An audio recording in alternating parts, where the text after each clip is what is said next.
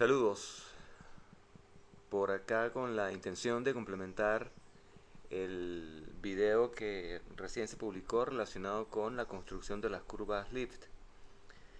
Estas curvas, como ya comentaba, pues son muy importantes a la hora de emplear los modelos que hayas construido, porque tú construyes un modelo, evalúas el modelo, comparas el modelo con otros tantos que hayas construido. Y luego pasas a esa fase de uso o aplicación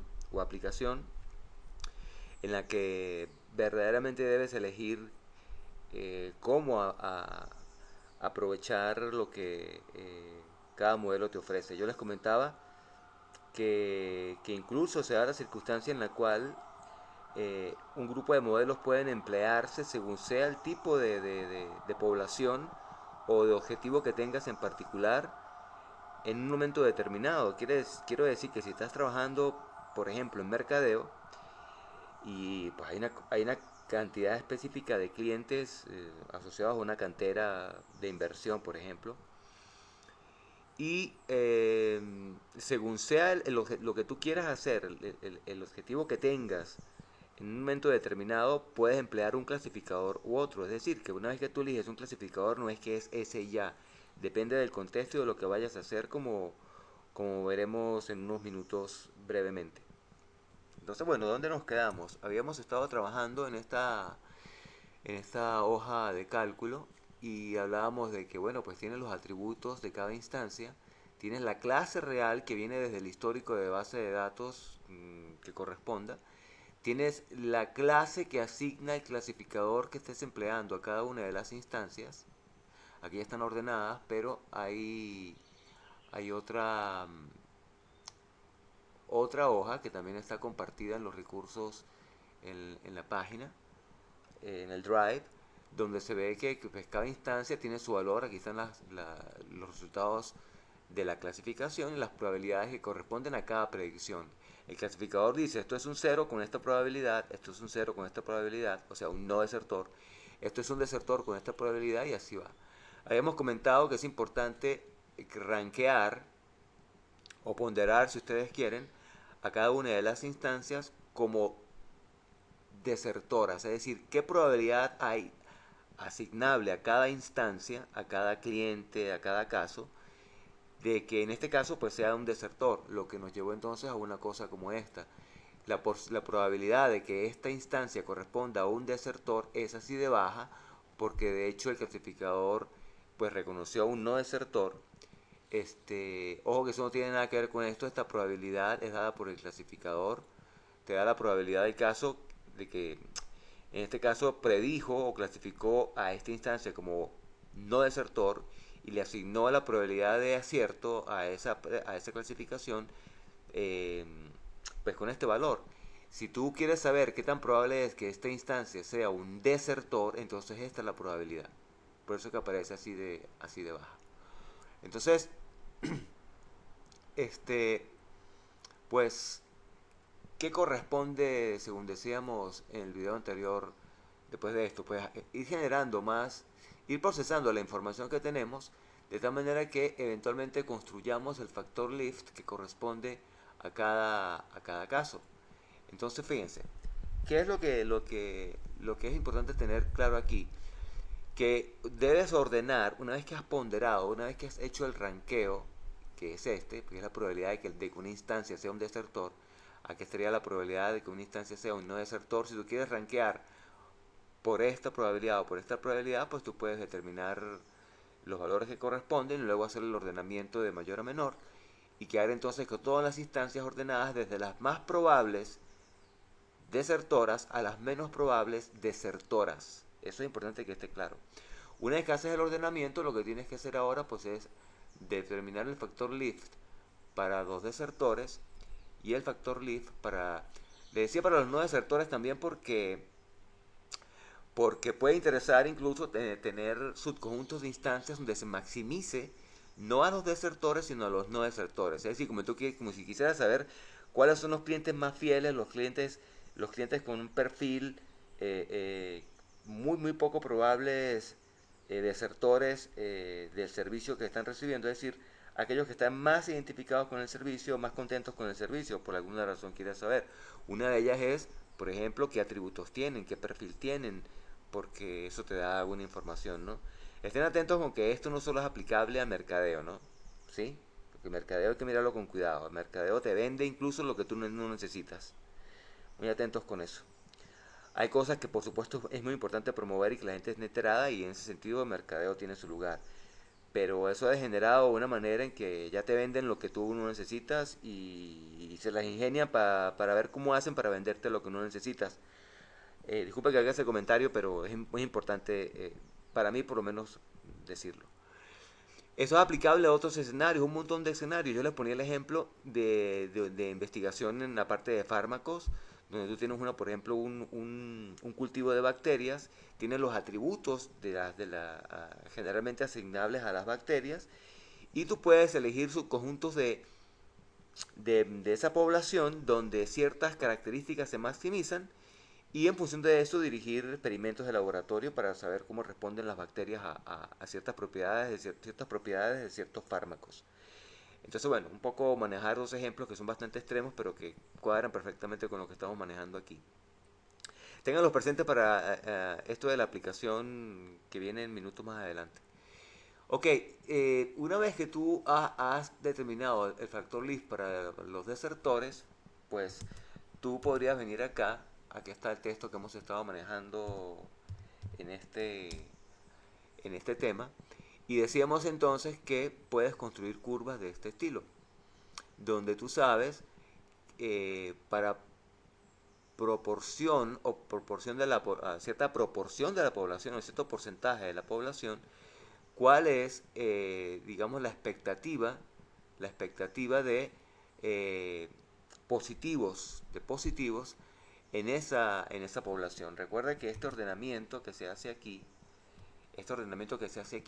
por la probabilidad de que cada instancia sea un desertor, te permite tener los más probables arriba y los menos probables abajo, lo que implica que cuando tú vayas recorriendo la población y vayas incrementando en el eje horizontal, pues tú vas graficando el número de positivos que te vas consiguiendo. Esa curva en principio crece rápido, luego se va atenuando y poco a poco crece cada vez más lento porque cada vez hay menos positivos, porque los positivos quedaron arriba, es decir, en la parte baja se espera. Total que al final el incremento de positivos puede ser bastante ya poco, por lo tanto la curva se hace plana. Esto es probable, generalmente puede suceder que ocurra una cosa como esta, ¿verdad?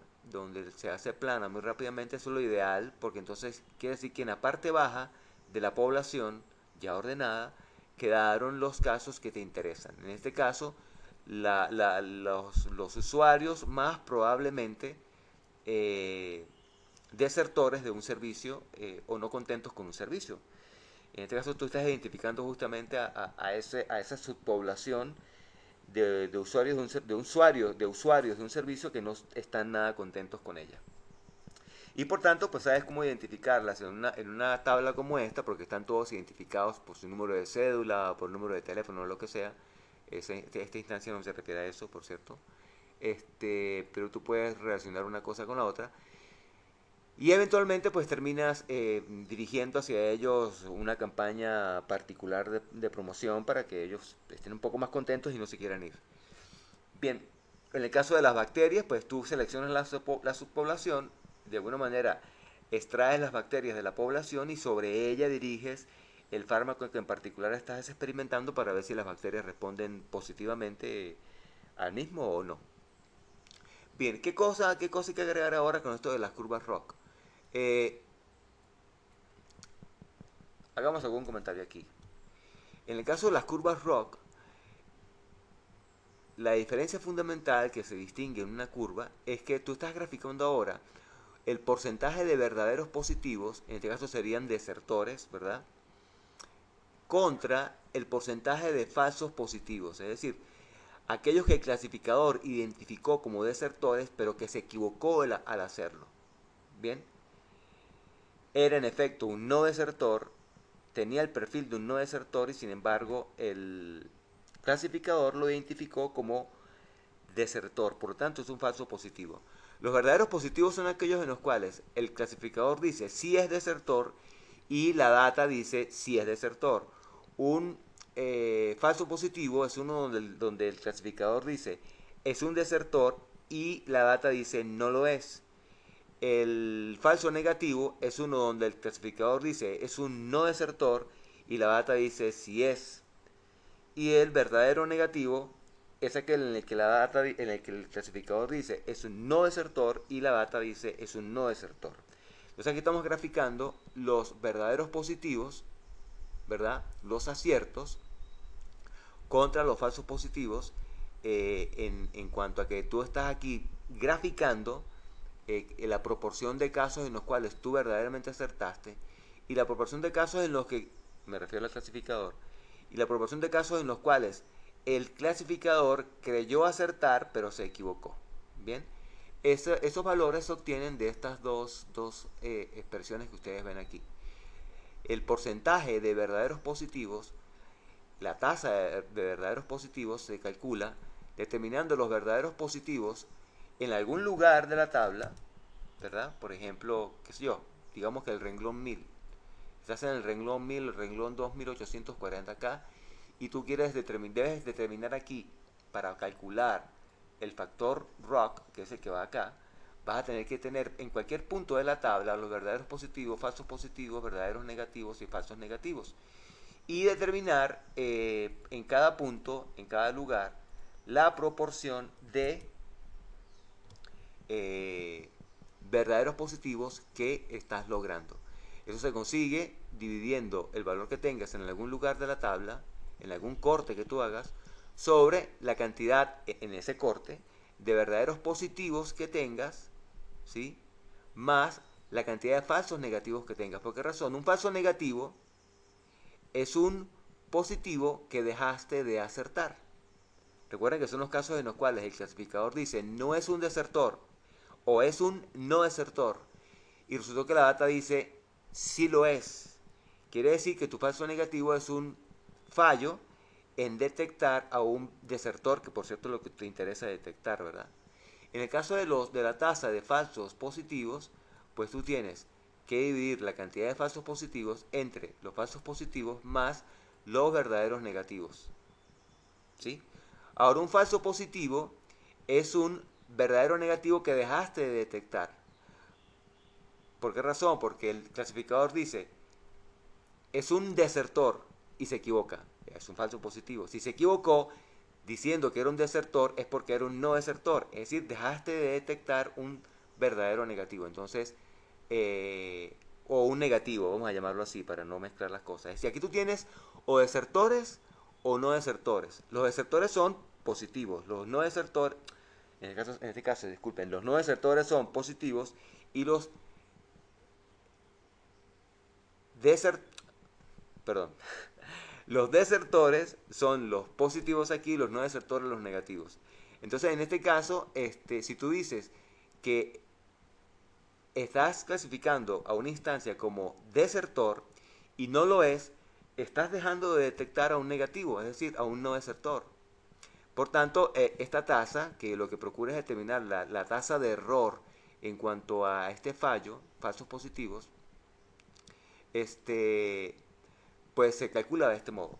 Si tú graficas una cosa contra la otra, es decir, tienes esos valores determinados, en un lugar de la tabla vas determinando entonces las proporciones, vas entonces determinando en cada lugar el factor ROC para los desertores, ¿sí?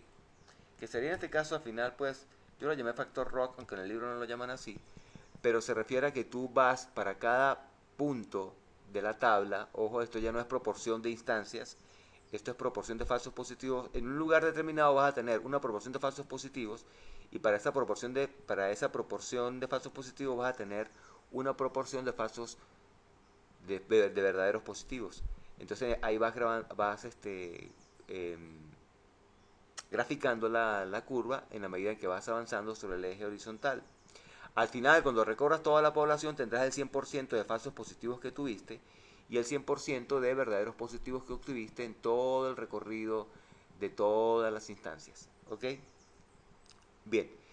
Eh, para interpretar aquí, que es importante, fíjense que en este caso tú estás deseando, según sea la circunstancia, minimizar la cantidad de falsos positivos, buscar un subconjunto de instancias donde los falsos positivos sean lo menos posibles y los verdaderos positivos sean lo mayor posibles para esa tasa pequeña. Si tú quieres tener un subconjunto de la población con una mayor cantidad de verdaderos positivos, como por ejemplo acá, ¿sí? Entonces el clasificador B resulta ser mejor a la hora de hacer la aplicación. Que en este caso, si amplías la cantidad, si estás dispuesto a ampliar la cantidad de falsos positivos porque quieres tener una mayor cantidad de verdaderos positivos, un 80%, y los costos asociados permiten que así sea, pues tú te vas por el clasificador B. En una circunstancia en la cual no te puedes permitir una tasa de falsos positivos tan grande y lo que quieres es minimizar esto porque esto es muy costoso de hacer, me refiero al experimento, aquí hay miles y miles de instancias, pero hay experimentos donde tú no puedes tener miles y miles de instancias porque cada instancia cuesta mucho de obtenerse, pues entonces ahora para una pequeña cantidad de falsos positivos tú estás maximizando la cantidad de verdaderos positivos. Dese cuenta que este es el clasificador A y este es el clasificador B. Esto pudiera ser una máquina de soporte vectorial y esto pudiese ser una red bayesiana. Entonces, según sea el caso, tú vas a elegir un clasificador u otro. Bien. ¿Qué otro comentario les puedo hacer por acá? Acá hay algunos comentarios acerca de cómo trabajar con validación cruzada para construir las curvas ROC. Bien.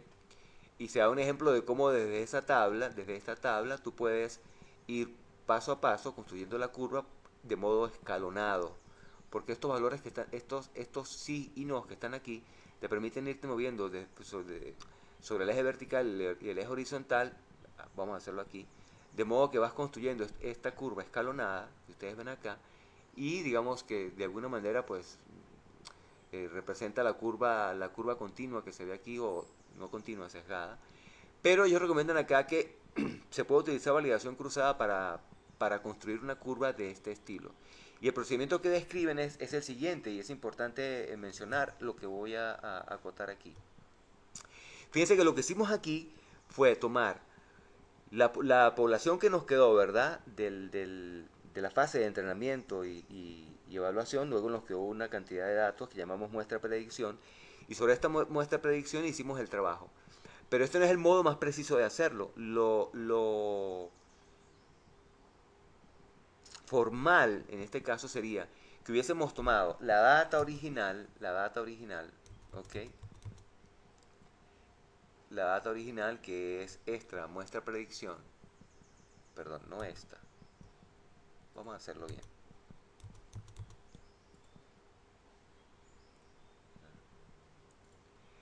Aquella data que llamamos seminario RFF, ¿recuerdan? Vamos a meternos aquí rapidito, vamos allá.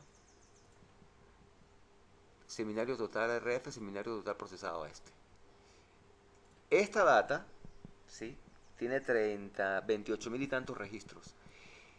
Una vez que hemos aleatorizado, ¿verdad? Y hemos depurado la data, esto se llama aquí procesada, o preprocesada, digamos, tú podrías dividir este juego de datos en 10 bloques de datos. 10 bloques de datos. Tomar 9 bloques de datos para entrenar y evaluar, y luego tomar el bloque que te queda para hacer lo que hemos hecho aquí con muestra predicción.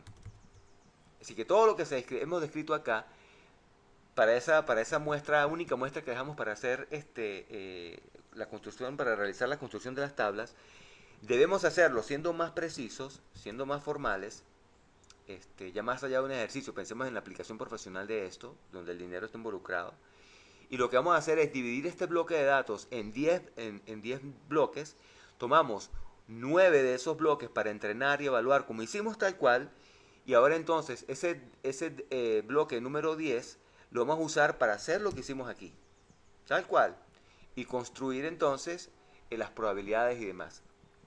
Ahora, ¿qué es lo que podríamos hacer? Hay dos maneras de hacerlo. Yo les voy a explicar la que ellos declaran como la más sencilla, que es que tú hagas esto 10 veces, determines la probabilidad de cada caso, ¿verdad? La probabilidad de cada caso, hagas el ordenamiento según la probabilidad, vas a repetir esto 10 veces y luego vas a promediar el valor que conseguiste eh, para cada uno de los casos en cuanto a la probabilidad de acierto, ¿verdad? O sea, con las probabilidades tú ordenas. Con las probabilidades tú ordenas como hicimos acá. Lo que queda luego es que a la hora de graficar, ¿sí? Tú vas a tomar la proporción de falsos positivos, de la que estés hablando, 10%, te vas a ir a cada una de las tablas, son 10 tablas en este caso las que vas a construir, vas a determinar para cada caso el número de verdaderos positivos, vas a promediar entonces los 10 valores que obtuviste para cada una de las tablas y ese es el valor que vas a graficar aquí como punto, porque ahora vas a graficar no escalones sino puntos. Esos puntos luego se unen y tú obtienes una curva que es mucho más cercana a la realidad. Ojalá les haya quedado claro. De todas maneras, eso está explicado aquí en el texto, pero quería como hacer algún comentario al respecto, porque en algún momento les dije que era importante tener la data organizada por muestras, bloques de 10, pero en este caso, ojo, que en la aplicación decía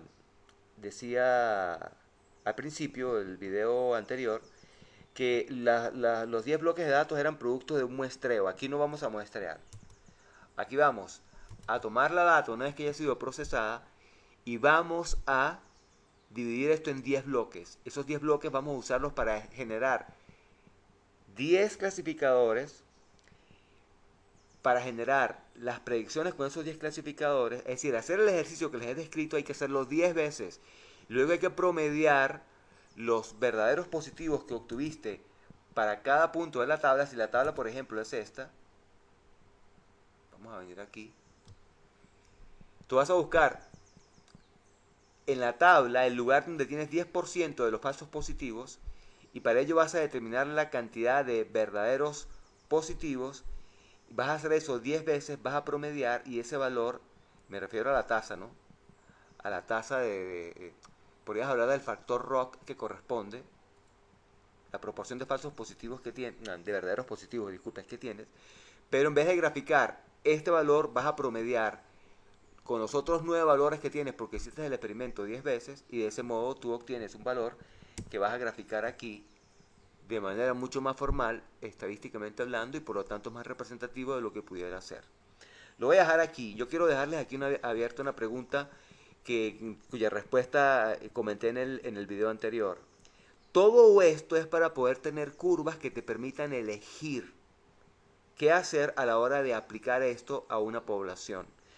Ahora tú tienes una base de datos sobre la cual quieres trabajar, pero ya se trata de que tú vas a, por ejemplo, a muestrear aleatoriamente esa base de datos y vas a hacer una cosa parecida a la que hicimos aquí, pero ahora tú no vas a aplicar un clasificador para determinar si es un desertor o es un no desertor, no. Tú vas a tomar esa población, ¿sí? Vas a aplicar el clasificador, vas a aplicar el clasificador.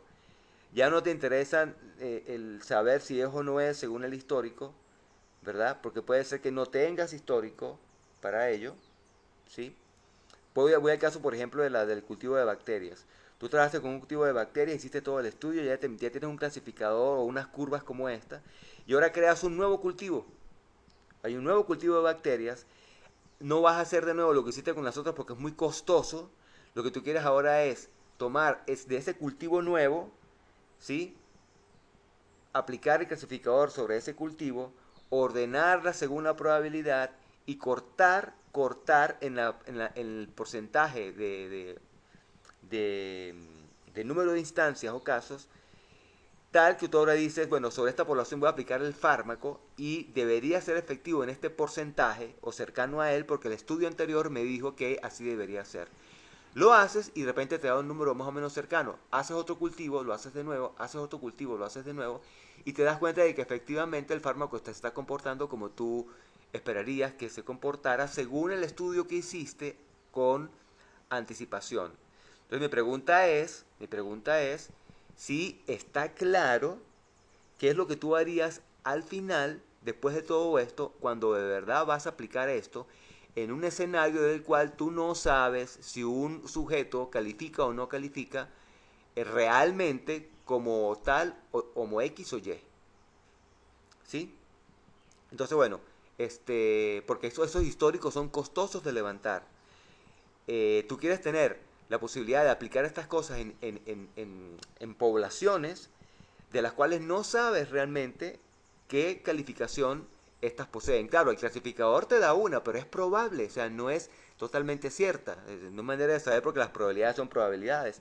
Lo que sí tú sabes es que tienes un estudio anterior que te dice que probablemente con tal número de tal, con tal factor, para hablar factor Lift, tú vas a tener en esa población una tasa, hablemos de la curva ROC ahora, de verdaderos positivos de un tanto por ciento. De un 60%, por ejemplo, si es aquí un 42, 45% tal vez aquí.